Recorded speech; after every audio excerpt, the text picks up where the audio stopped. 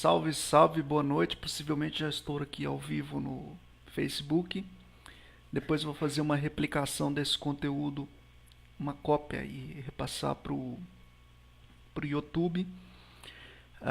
Eu espero que essa live ela não seja uma live muito extensa. É possível que eu consiga sintetizar aqui a opinião sobre o artigo em talvez 15 minutos, meia hora no máximo. Assim espero. Tá? Tanto que eu vou procurar não ler a publicação inteira, apenas comentar aqui partes elementares, talvez algum parágrafo ou outro, para mais ou menos passar a ideia. Bom, boa noite para vocês aí. Se inscrevam no canal, o link está aí na descrição, no canal do YouTube. Curtam o vídeo e a página também para poder acompanhar esse conteúdo e essa orientação aqui em relação a esse artigo que eu creio que é pertinente. A questão do artigo é o seguinte: rentismo, um futuro automatizado de abundância bloqueada pela desigualdade. E a gente tem uma desigualdade de classe hoje entre classe dominante e classe dominada, aqueles que detêm os meios materiais de produção, inclusive ou que está se relacionado ao mercado financeiro. Exemplo, como é que é o nome daquela empresa de automóveis? É a Jack Motors, tá? Que é o capital aberto. 90% da empresa é robótica, quer dizer, é produção, trabalho morto, e a menor parte ali, trabalho vivo, trabalho humano. Bom, o Sábio está me perguntando onde que está esse artigo. Eu coloquei no link dessa transmissão aqui do Facebook, tem aqui o link compactado que direciona esse artigo. Eu vou fazer um comentário rápido para que não seja uma live muito grande, para mim mais ou menos passar uma baseline aqui do que eu estou me propondo em relação a esse artigo. Tá? Então vamos lá. Na penúltima parte da série sobre possíveis futuros após o fim do capitalismo, com o fim do uso do trabalho humano assalariado na produção de mercadorias, extrapolando as tendências atuais da ampliação de tecnologias como inteligência artificial, robótica, fabricação aditiva, nanotecnologia, encaramos uma distopia em que as elites do sistema capitalista atual têm sucesso em manter seus privilégios e poderes. Então vem a questão de poder, mas o meu entendimento de poder aqui, enfim, é uma outra concepção que não é bem a questão do Adam Smith. Mas enfim, prosseguindo e vamos lá. Utilizando patentes e direitos autorais para bloquear e restringir para si o que poderia ser de livre acesso universal à abundância possibilitada pelos conquistas do conhecimento humano num cenário em que a própria escassez poderá ser deixada para trás.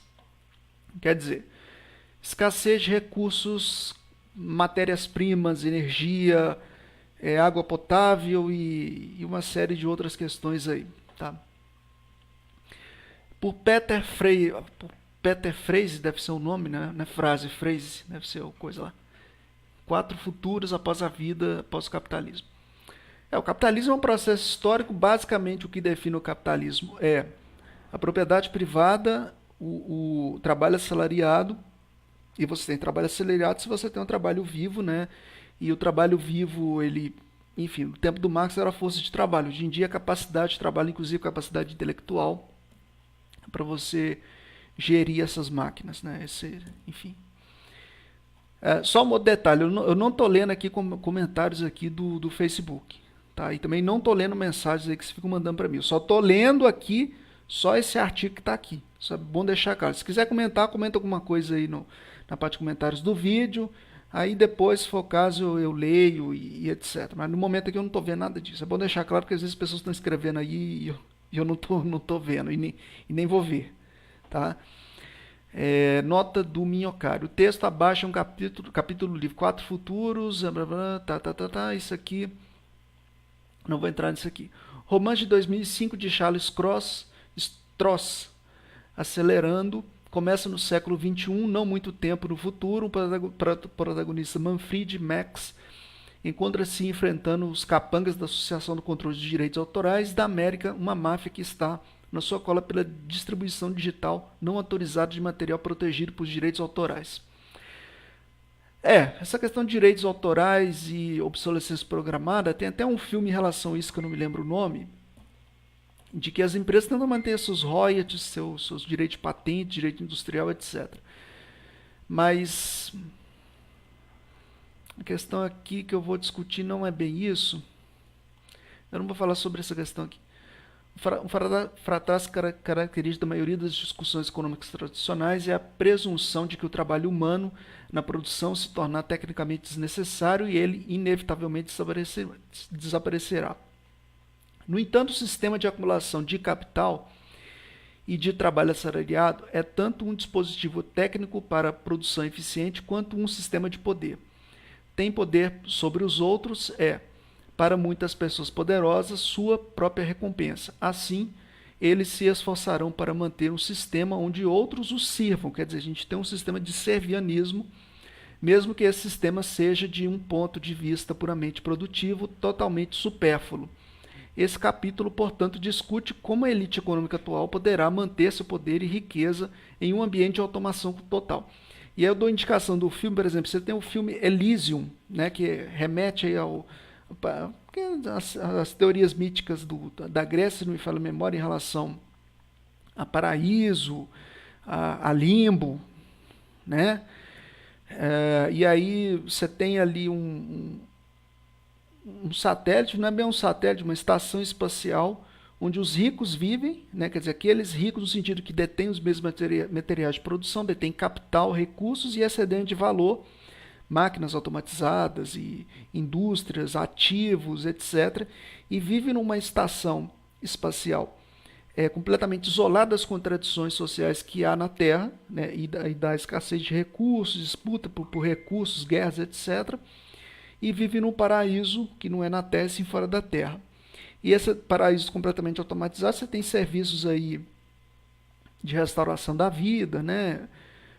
Câmeras de... Eu acho que o nome não é câmeras de êxtase, mas são câmeras médicas que, a partir de processos autômatos, recuram você de leucemia, de várias moléstias que a gente tem hoje na sociedade humana, o câncer, né? E uma série de outras coisas aí, né? Quem for dono dos robôs, diz o economista trabalhista da Universidade de Harvard, Richard Freeman, governará o mundo. De fato. Quer dizer, quem for dono, quem controlar, quem tem a lógica de programação, o poder sobre os recursos materiais, recursos energéticos, sobre o Robocop, né? Enfim, vai governar o mundo.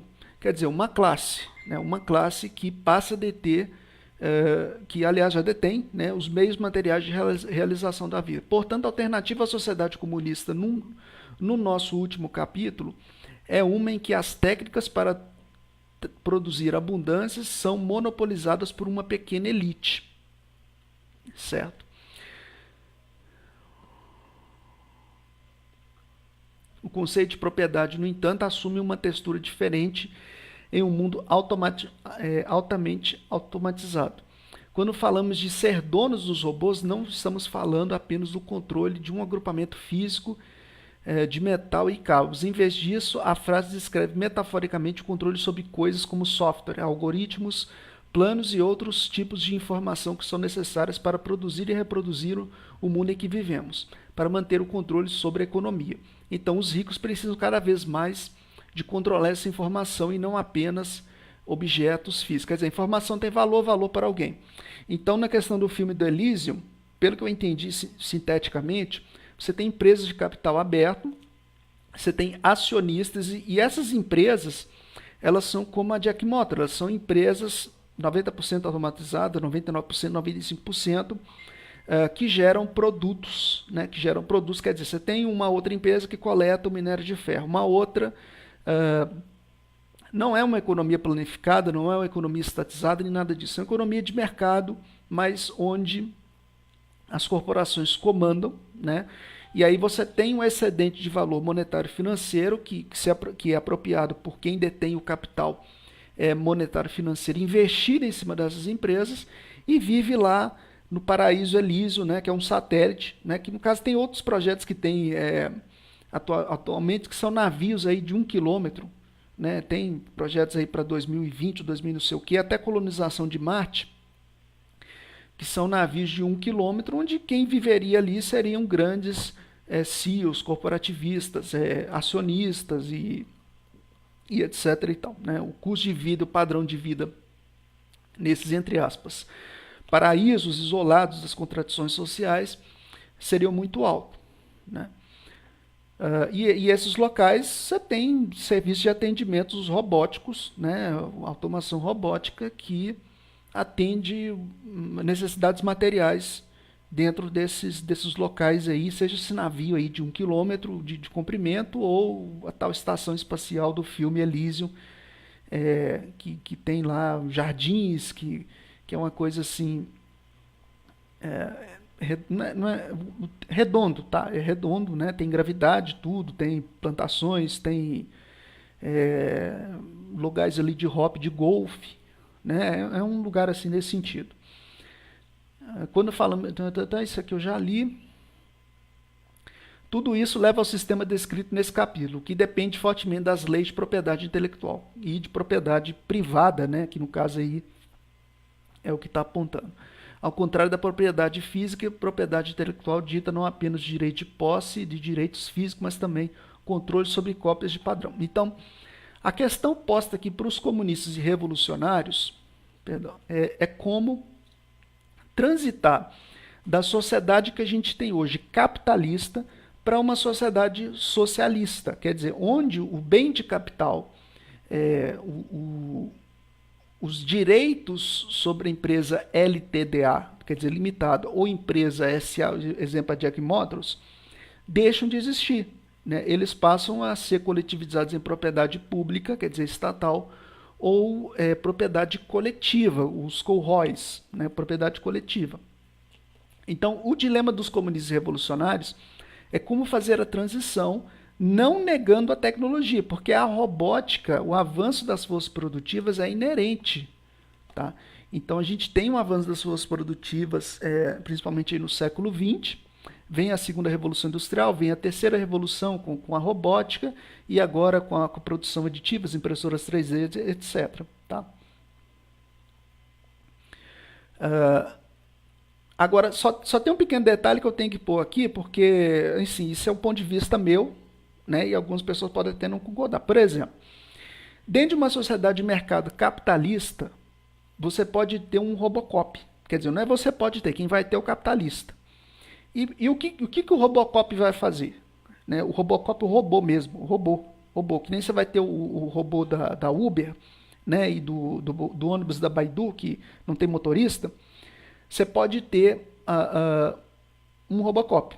Né? O ônibus ele está orientado à propriedade privada e ao lucro. Quer dizer, você vai pagar passagem, você vai fazer a transferência de crédito via RFID, via reconhecimento biométrico, seja lá o que for, mas existe alguém que é dono dos ativos, donos do meio de produção, e ele lucra com excedente de valor.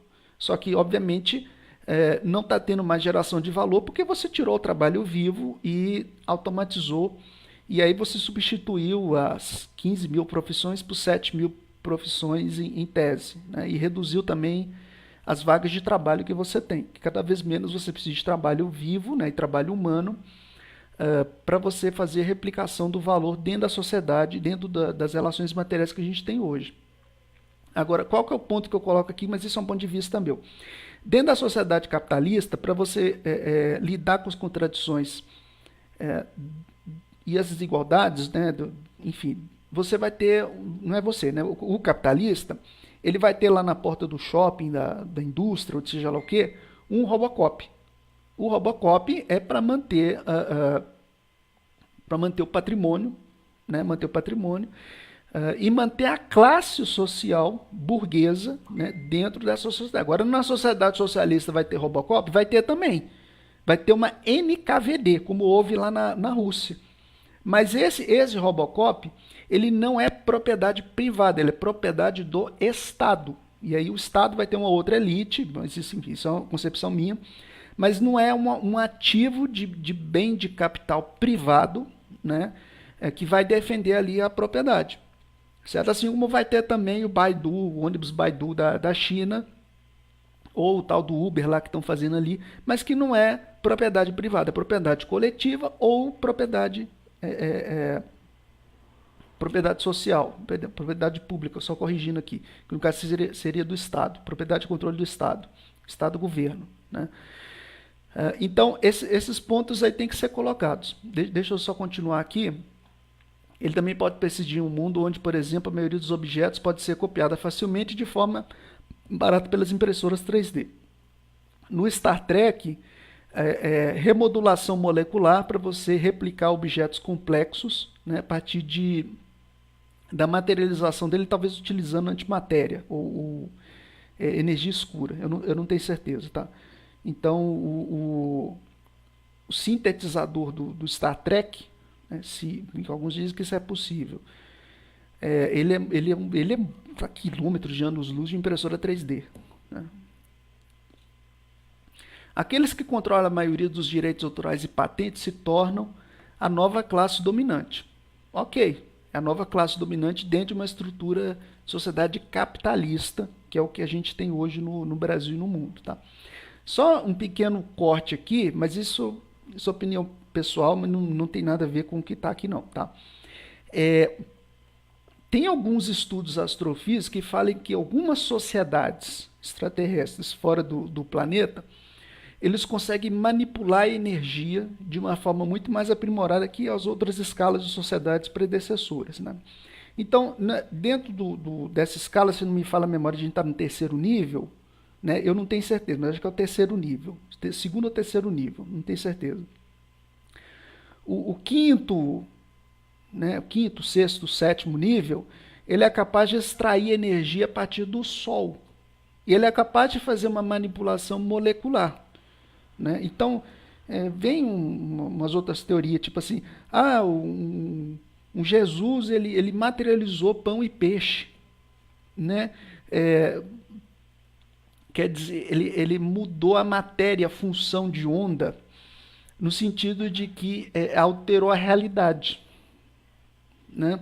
Então, se no Star Trek, fazendo essa suposição, se no Star Trek você tem o sintetizador, que é um remodulador molecular que é capaz de transformar a matéria e fazer objetos complexos, numa outra dada sociedade mais avançada, você transforma em energia mudando a densidade e a faixa de frequência dessa energia para que aquilo se materialize.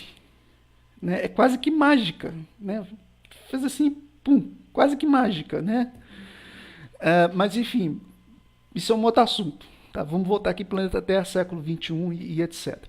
Mas esse sistema não é mais capitalismo, como tradicionalmente entendemos, por se basear na extração de rendas e não na acumulação do capital por meio da produção de mercadorias. Eu me refiro como rentismo. Tá? Então, a gente tem hoje a financiarização do capital que se implementa principalmente no século XX, né?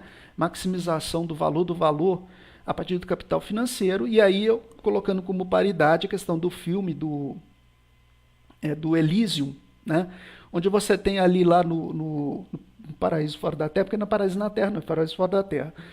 Você tem ali no satélite, na estação espacial, os rentistas, né? Você tem um governo ali, uma estrutura de governo, estrutura hierárquica e tudo, mas tudo na base do capital. E aí os rentistas investem, investiu aqui na Foxconn, investiu sabe, nessas empresas privadas que tem aqui na Terra. Essas empresas extraem valor, extraem recursos também, matéria-prima, minério de ferro para fazer robô, manganês, sabe, plantação, qualquer nutriente, qualquer coisa. Tá? E aí é feita a transformação, energia, transformação, joules, transforma isso, e aí vai lá vai geladeira lá pro espaço, vai um monte de coisa lá, né? Porque lá em cima é o paraíso, né? Mas isso é orientado pela propriedade privada e as classes sociais, né? Dentro dessa outra sociedade, tá? Numa outra sociedade socialista, tá? Que é uma sociedade de transição. E como transição, ela tem as contradições da sociedade predecessora, que no caso é a sociedade capitalista, que é o que a gente tem hoje. Você vai ter as contradições, você vai ter luta de classe dentro dessa sociedade socialista. Tá? A sociedade socialista não é o paraíso na Terra. O paraíso na Terra, em tese, seria o comunismo. E talvez depois do comunismo venha o universalismo. Tá? Então, então, o que, que acontece? Você vai ter isso é a posição minha, tá? Você vai ter um grande líder, né? Alguém que vai querer fazer o palácio lá de Nicolau Ceausescu, vai ter. No socialismo vai ter. Né? Você vai ter ali o robô, ali, o Robocop da NKVD, que não é propriedade privada, que não está cuidando ali de shopping nem nada. Né? Você vai ter. Você vai ter o comissariado do povo, que é o que teve lá na União Soviética. Vai ter a mesma coisa. Qual que é a diferença? A diferença é que dentro de uma sociedade capitalista, esse Robocop é uma propriedade privada dos meios de produção. Estou fazendo aqui mais ou menos sintetização, porque o Robocop não faria produção, mas ok. Ele é uma propriedade de uso. Né? Na outra sociedade é uma propriedade pública ou coletiva, né? de coletivos, né? Cooperativas. Estamos fazendo uma sintetização. A arte da renda, o uso do termo da renda em um sentido teórico, seguido da tradição remota dos economistas clássicos como Ricardo e que foi apropriada por Marx. Originalmente, esse termo refere-se especificamente a pagamentos para os proprietários de terras que se distinguem de outros tipos de pagamentos que poderiam influir para donos de propriedades. Quer dizer, recursos, né? Então, eles têm um excedente de valor, eles transformam esse valor talvez em capital monetário financeiro, se bem que eu posso estar falando um erro conceitual aqui, tá? Enfim, mas mesmo assim comentando. Né? E aí ele é feita essa. Você tem uma diferença entre feudalismo e mercantilismo e sistema de mercado, mas dentro do que está apontando aqui, né, se você tiver o avanço das forças materiais produtivas sobre a égide do capitalismo global, que é o que tem hoje, né, o que você vai ter são rentistas, né, que vivem do excedente de valor, e com esse capital acumulado, que o Estado lhe dá o direito de acumular, porque eles detêm, você tem ali o Wall Street, Dow Jones, né, vai lá e investe o capital, e aí especula na bolsa, e aí tem um excedente de valor, e esse valor monetário capital, ele pode utilizar para comprar produtos, serviços e bens, né, dentro da sociedade de mercado, uma sociedade planificada, etc. E tal. Quem puder reivindicar a propriedade dessa posse pode, portanto, exigir o pagamento simplesmente por controlar o acesso à propriedade, em vez de fazer qualquer coisa com ela. E, obviamente, isso é uma outra tese, né? Por exemplo, o feudalismo se origina numa sociedade de controle militarista. Você tinha ali os pickmen, os palanques, acho que era esse o nome, pequenas milícias ali que defendiam aquele feudo, né, contra detrimento de outros feudos que estavam em concorrência também por matéria-prima, recursos e etc. Então essa questão de guerra, que é a luta de classe, a luta a história da humanidade, a história da luta de classe, e por recursos, por guerra, por madeira, por sal, por seja lá o que for, isso já vem desde a antiguidade. Hoje em dia é o petrodólar, né, que é a disputa que leva à guerra. A teoria original da renda da terra para os senhores de terra foi desenvolvida no contexto das sociedades que ainda dominavam. Tá, isso aqui não é relevante aqui. Existência de rendas. Existência de rentistas também perturbava o grande economista John Maynard Keynes. Em relação à sua teoria geral do emprego, tá. Para alguns Keynes, né, pela concepção marxista-leninista original, a proposição keynesiana é direitista. Ela é contra-revolucionária, ela quer fazer medidas anticíclicas para manter a estrutura do capital e das classes tal como é hoje. Tá? Agora, para outros revisionistas, né, pós-91, o Keynes é considerado como esquerda. Escassez e pobreza. Escassez é fundamental para algumas questões levantadas nesse livro, sendo o liberal teórico Keynes, que acreditava que esse pagamento de juros aos proprietários não pudesse justificar pela escassez, então que iria desaparecer. Então, enfim, como eu disse, eu não quero que seja um vídeo longo, é mais para me pegar uma sintetização rápida aqui, uma opinião, e aí já passar e finalizar para não ser um vídeo muito longo. Obscurecer pela instituição jogada comum pelos marxistas, propriedade intelectual e as terríveis consequências humanas. O Monsanto, fusão da Monsanto com a Bayer, né? A tendência natural do capital é a formação de monopólios e oligopólios. Tá. Vamos saltando o negócio aqui. Acho que em Angels você tem uma espiral dialética, né? Aqui a espiral assim, ela é saltando etapas, né? A espiral ela tem um processo, né? Do processo dialético histórico, mas aqui é assim, ó. A gente vai aqui, salta, né? Salta um pedaço histórico e já vai para um outro coisa do texto aqui, ignora tudo que já estava atrás e vai adiante. Mas vamos lá. Anti-Star Trek. Como vimos nos capítulos anteriores, Star Trek fornece uma fábula de uma sociedade igualitária pós-escassez. Só um pequeno detalhe. Dependendo do... se é o New Generators ou TNG, ou enfim, Original, né? Qual etapa lá do filme, dos seriados. Porque o Star Trek ele foi uma ideia, né, de série de ficção científica assimilada de uma outra série criada 10 anos antes na União Soviética. Uma série parecida, que também utilizava efeitos especiais, que eu não me lembro o nome aqui. Acho que foi feito nos anos 50. Aí vem o Star Trek nos anos 60, nos Estados Unidos. Tá? Em pleno período ali de macatismo, de Guerra Fria e etc. Aí os filmes que vêm nos anos 90, alguns incorporam ideias, por exemplo, que vai haver uma Nokia, empresa privada, assimilado com uma sociedade moderna do tipo Star Trek. Tá? Faz uma assimilação entre a existência de empresas privadas e uma sociedade de futurologia, né, espacial, né, que você vai ter ali empresa, lucro. Star Trek é uma mistura entre a realidade de hoje e uma realidade utópica para o mundo do amanhã. Acho que a tradução para o inglês seria Bainwood, eu não sei dizer direito. Né? Então, é uma coisa de louco lá. Lá você tem comércio, você tem gente que procura lucro, ao mesmo tempo você tem o Center Hall, né? Você tem casa de jogatina, lá na Deep Space Nine tem o Ferengi, né? Federação do Comércio. Federação do Comércio. E o Ferengi ali com a casa de jogatina. Né? É umas coisas assim que remete aos conceitos e à cultura que você tem na sociedade de hoje. Tá? Mas vamos lá. Mas como ela se pareceria tirando o igualitarismo? Quer dizer, igualitarismo, igualdade de classe, que tem uma diferença entre igualdade e equidade. Tá?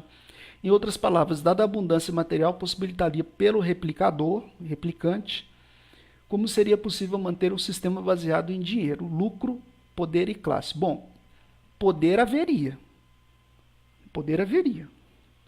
Agora, classe social, aí que está o dilema, né? Economistas gostam de dizer que as economias capitalistas de mercado funcionam otimamente quando são usadas para alocar bens escassos. Então, como manter o capitalismo em um mundo onde a escassez pode ser amplamente superada? Isso requer uma espécie de antítese do universo de Star Trek, que segue as mesmas pré-condições técnicas e a protege em um conjunto diferente de relações sociais. Muito bem explicado aí pelo parágrafo. Conforme mencionado acima, a propriedade intelectual difere de outras propriedades, porque ela concede direitos não apenas sobre objetos concretos, mas sobre padrões e sobre todas as cópias e usos desses padrões. E toda a infraestrutura de Star Trek se baseia em padrões que alimentam o replicador e que são utilizados como base para a fabricação de um objeto físico, como uma planta fornece diretrizes para a construção de uma casa. Esse tipo de lei de propriedade intelectual que fornece uma base econômica para o anti-Star Trek, né, a capacidade de dizer aos outros como usar cópias de uma ideia ou padrão que você possui. Tá? Aí a gente entraria em outra coisa que é niilismo, egocentrismo, egóico, poder e etc., que é meio problemático. Por exemplo, no Star Trek você tem um robô que chama Data. Né? E quando o Data foi feito, que é o nome do robô, você tem o antidata. Né? Você tem o Data e o antidata. O antidata é meio psicótico, meio psicopata, meio coisa assim, a gente fica utilizando esses termos aqui. O Data... Né? O Data, ele como é que eu posso dizer? Ele é um inverso do antidata. Ele é a contradição do antidata.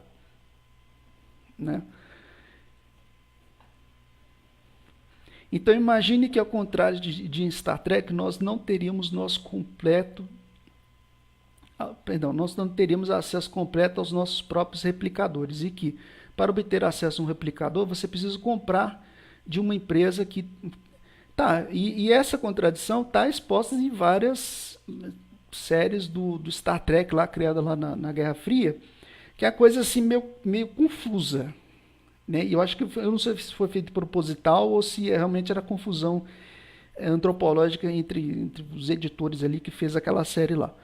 Porque, veja bem, se você tem um sintetizador que é capaz de replicar um objeto, né, que transforma energia ou matéria escura em objeto, em matéria densa, complexa, para que diabos você vai ter sistemas monetários? Você vai pagar, né, em uma coisa lá de cassino que tem lá na Deep Space Nine. Na Deep Space Nine tem um cassino.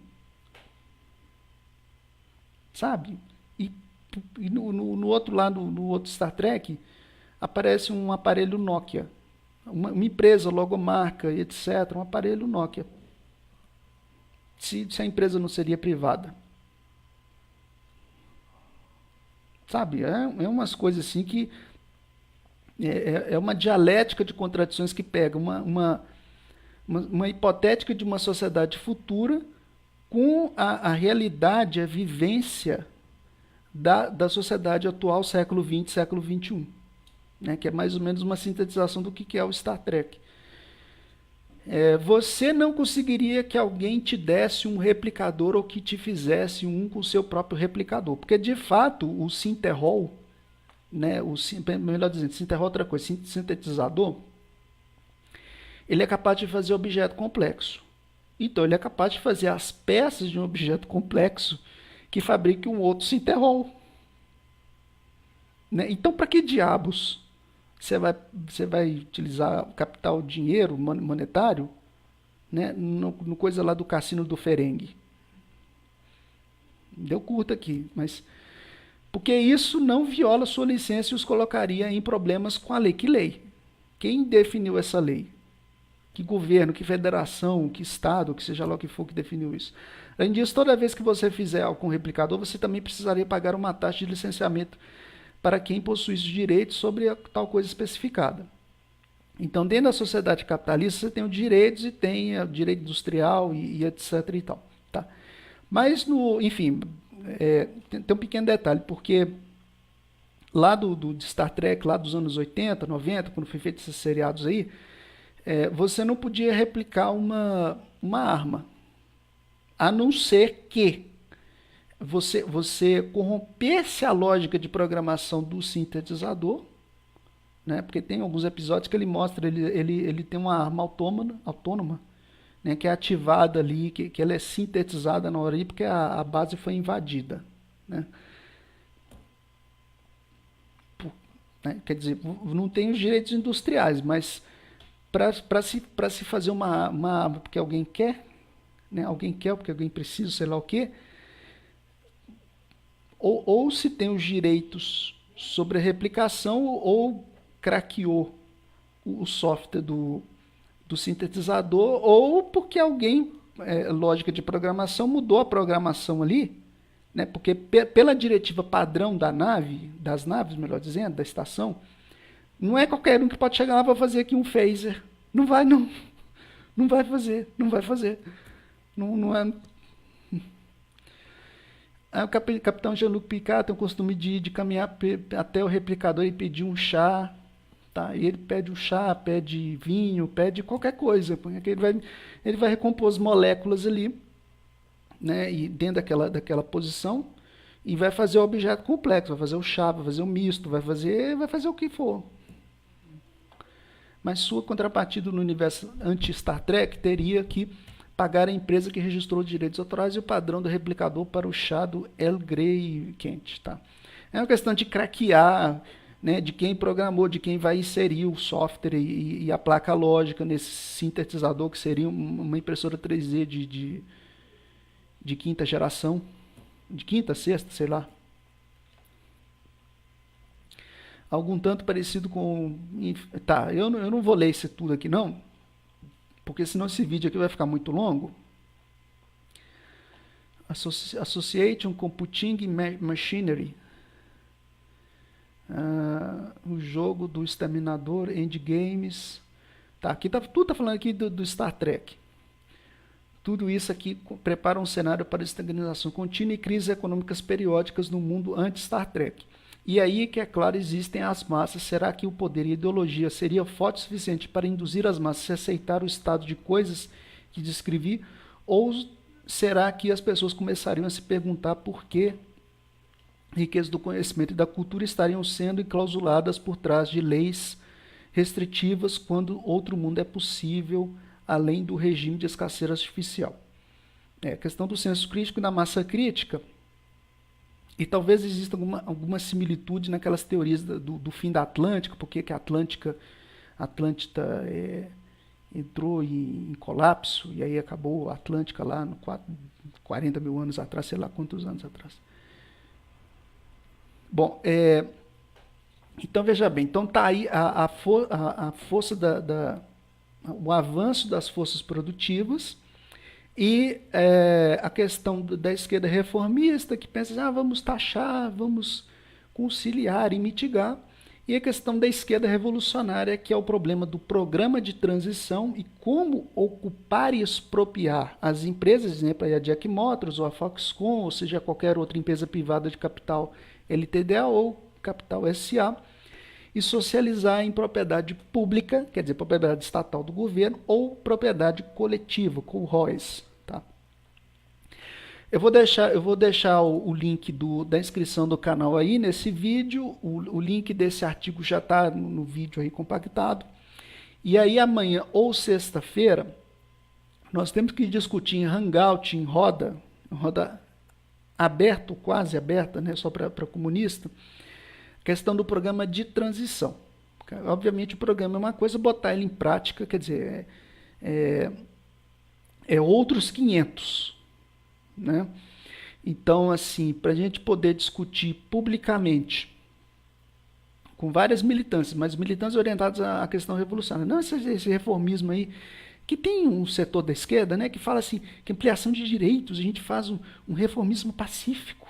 E que, na verdade, eles não falam de revolução, eles falam que é uma revolução pacífica. Você não tem revolução.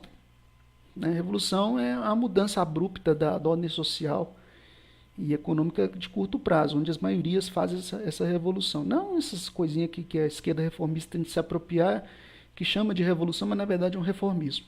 Né? Então, eu sugiro aqui discutir via rede aberta, um Hangout ao vivo, questão do programa de transição, orientado a uma perspectiva de ruptura do Estado burguês, perspectiva de revolucionária, né, que a gente vai para uma outra sociedade onde o Robocop não é privado. Né? Vai ter Robocop? Vai ter Robocop, mas é Robocop do Estado, do Nicola Ceausescu.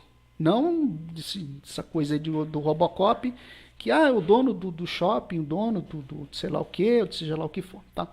Mas isso aqui é a posição pessoal, opinião minha. Curte o vídeo se você gostou e se inscreve no canal, e aí chama a militância, a base, para a gente poder discutir em rede aberta, assim, ó, jogar tudo na rede mesmo, em Hangout amanhã ou sábado. Tá? Discutir a questão do programa de transição, anticapitalista, revolucionário. A gente está falando de reformismo, a gente está falando de revolução e anticapitalismo. Então, boa noite para vocês e até a próxima. Finalizando aqui a transmissão.